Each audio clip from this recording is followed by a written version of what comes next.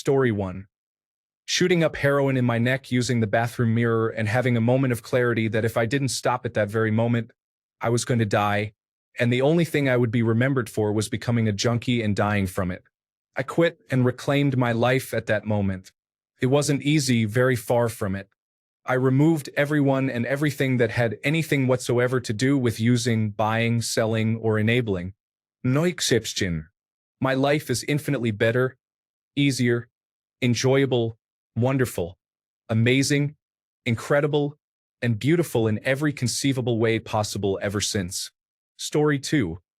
Realizing that addiction is not just a habit, but a way to avoid something deeper and more painful. When I started asking myself what I was trying to escape from and confronted it, the healing process became possible. As Carl Jung said, "What we do not make conscious controls us, and we call it fate." Only by accepting my inner conflicts and pain was I able to free myself. Story 3. My love and respect for my husband. I couldn't be a good partner and continue drinking. He is more important than any drink, so I quit. 5.5 years sober now. Story 4. I remember this one night. I was high, surrounded by people who didn't care about me. I looked in the mirror and barely recognized the girl staring back. That moment hit me hard. I realized I was losing myself to drugs and these so-called friends who only wanted to use me. I cried for the first time in a long while and knew I had to stop. Story 5. For dipping tobacco. I bit into a Nature Valley bar, and a tooth broke completely in half. For oxycodone, overdosing in bed next to my girlfriend, who is, for some reason, my wife now. She should have run for the hills. Story 6. Hitting 400 pounds and being involved in a workplace accident that resulted in a devastating hip and back injury made me quit my pizza and soda addiction. I drank more than a 2 liter of soda every day, and I ate a large pizza every day. When I got injured, I could taste the damage that they were doing to me. I've had 2 hip surgeries at this point and have lost over 150 pounds, but I crave pizza and soda once in a while. I very rarely fulfill this craving though, as I'm scarred from the damage that I did to myself with both. Also, once you quit drinking soda every day, you realize just how sweet it is. Like, how did I drink so much of it before? Story 7. I was just friends with a gorgeous girl for over 7 years. She was finally single but would not date a smoker. So, I quit smoking cigarettes when we were on a road trip together. I had been wanting to quit for some time and was over a pack a day for many years, but she was my motivation. Nicotine patches helped. We have been happily married almost 20 years now and have not touched cigarettes since. Story 8. The people I was staying with were essentially going to traffic me, had already taken naked pictures of me, and set up a profile on some Backpage type site. I went to Panhandle for the day while we waited for the profile to be accepted or whatever. I was sitting there holding my stupid cardboard sign, and suddenly I was like, what am I doing? Story 9. I hung myself from a ceiling fan during the depths of my heroin addiction. What happened was, due to poor construction, the fan pulled out of the roof, and I ended up sitting on the ground, super irritated. I didn't know what else to do, so I got up and went to my terrible Carrabba's cook job, and promptly was fired because I was so late. I ended up going home and was thinking about my life. I couldn't think of a way I could keep going, but I didn't know how to quit. I thought about rehab, but that was for people who had a problem. Then it occurred to me I had one. I ended up calling someone and getting into rehab. I relapsed once after, but that was the true end of it. Story 10. The look in my best friend's eyes the morning after she had to call emergency medical technicians for me getting alcohol poisoning. She was so concerned, and the last thing I ever wanted to do was scare the people around me. 2 years sober. Story 11. Couldn't afford it and took a break from weed, having been a daily smoker for about 15 years, and I realized how little anxiety I had when I wasn't regularly smoking. I'm like a goddamn social butterfly now, no longer afraid to approach people, more talkative to those around me, etc. Don't get me wrong, I might still get high when my buddies bring over some weed once in a blue moon, but I realized everyday use was just messing with my brain. Story 12. My brother got a 3-day stomach bug and couldn't leave the house, let alone the bathroom. By the time he had the strength to stand up, he realized he didn't want a cigarette, He had just inadvertently detoxed. Story 13. Realizing I was going to throw away my time, money, college degree, and myself if I kept going the way I had been for the previous 7 years. I don't know that there was a singular moment, but the realization came, and I just started rising to the occasion instead of getting a fix. Story 14. I was suicidal from post-traumatic stress disorder post-combat, and my family convinced me to go to rehabilitation. I did it just to get them off my back. I was given an ultrasound on the way when I was, in my mind, a really fit guy in the military. I was just next to all these really pregnant ladies, thinking how ridiculous this was. Then a doctor was telling me how damaged my liver was about to be if I didn't stop right away. I thought about my kids growing up without a father, and that did it. It's been over 4 years now. Story 15. I had done a year stint in jail but had been out for a few months. I was making really good money and had all the drugs I could ever want, but I was thinking of ways to go back to jail. I thought if my head is that screwed up, maybe I should ask for help and actually take their advice. I've been clean from opioids for 16 years now. Story 16.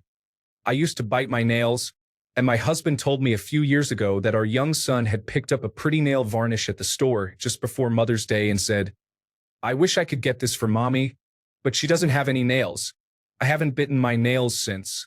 Story 17. I was turning 30 and had gone to detox at least 10 times at that point. I was just absolutely done. I tapered off over 30 beers a day over the course of a month. The withdrawals stopped around 12 beers, and I knew I was making the right call. Went from being basically homeless to being a homeowner at 36. Story 18. After being the passenger in a pretty severe car accident that broke my neck and leg, I was prescribed hydrocodone for nearly a year. I didn't realize I was addicted until I didn't get prescribed them anymore. I mean, yes, I was taking them and felt great, but I just assumed it was my new lease on life after nearly dying that was making me feel so euphoric. I ended up buying them on the streets from several different connections. They were $5 each, and after a few years, they'd go from $7 to $10. I was still completely functional and working, but I was spending over half of my paycheck every week. I mean, the moment I got my check, I'd go straight to the bank to cash it, then to whoever was selling them at that moment. I discovered if you take them on an empty stomach, the high is more potent, so I basically stopped buying food. I'd just buy stuff for sandwiches, milk, and cereal. I realized that I was physically dependent on them when it got harder to find them, and I'd be so sick from just going a day without taking one. So I just stopped. My train of thought was, if I'm going to feel terrible every few days because I can't get a fix, I might as well tough out a couple of weeks of misery and not have to deal with this again. I did it. Story 19. Realized I'll never get that first high again, wasted a lot of money trying.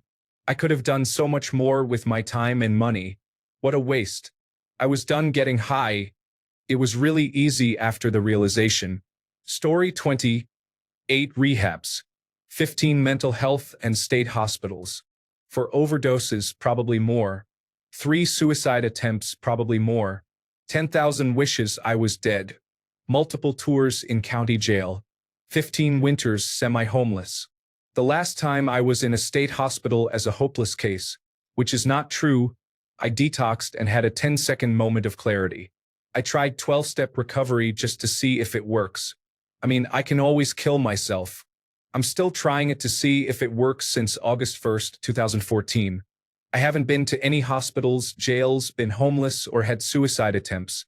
I can't say I haven't looked back, though. I just haven't relapsed. I always have the option to get my misery back. Yeah, there's always that. Story 21. This is going to be a way more minor one than most of the comments, but I've always been a caffeine head, ever since I was a teenager.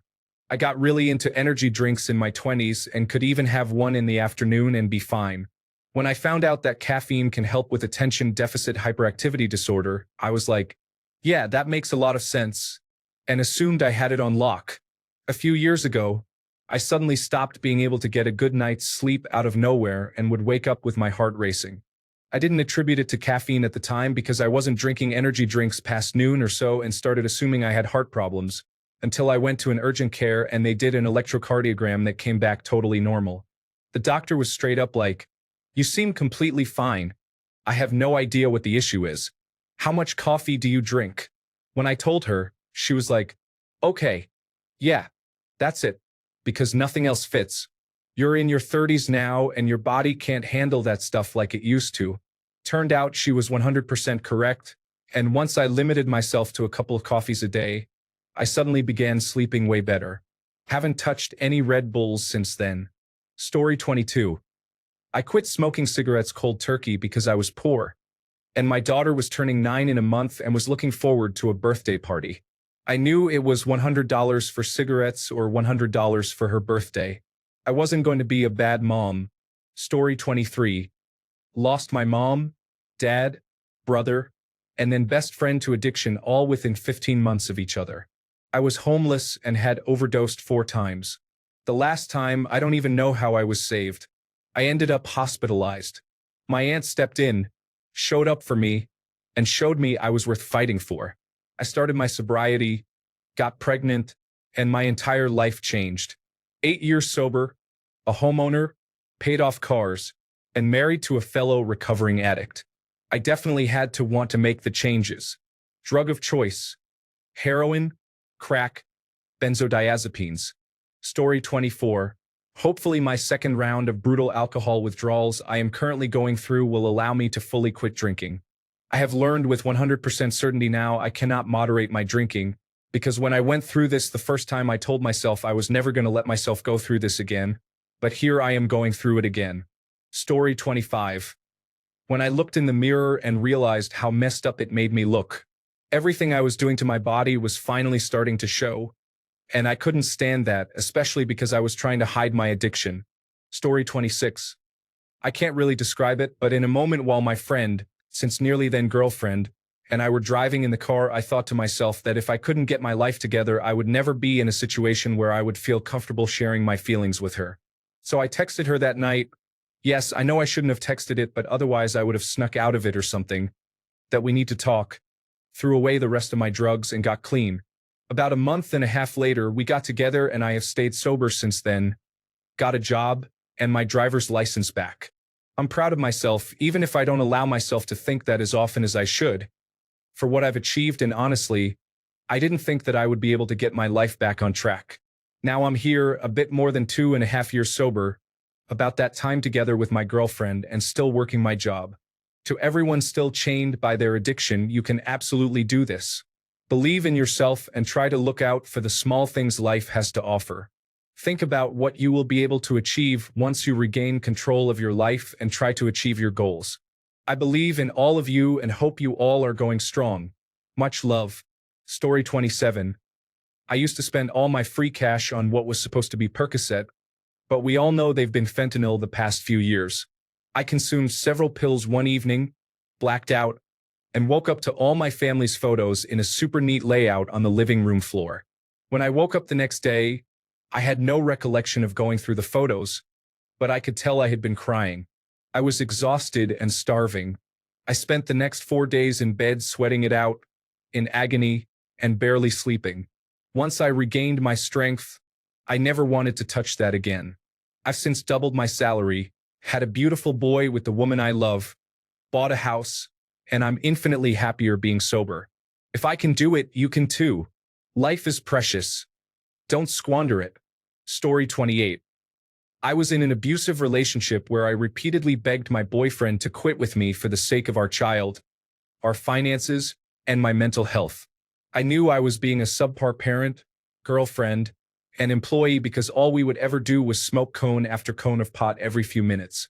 I needed to quit because the medication I needed for my mental health required that I consent to random drug testing.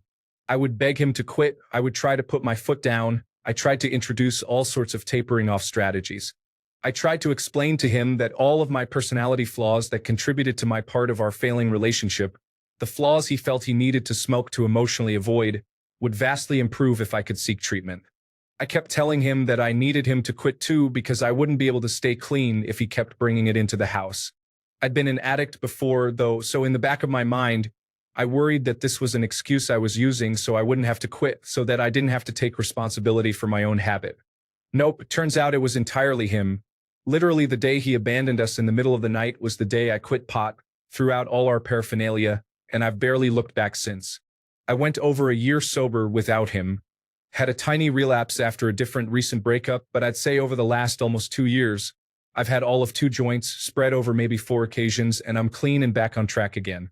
Big departure from when my ex and I were going through an ounce and a half every week as a couple. Thanks, attention deficit disorders. Leaving was the kindest thing you've done for me. You've hurt me in all sorts of ways since, but I'm starting to suspect it was because you were at a loss for how to be a family again, given how terrified I still am of you. I don't forgive you, but I know you're clean, too, now, and I'm proud of you for that.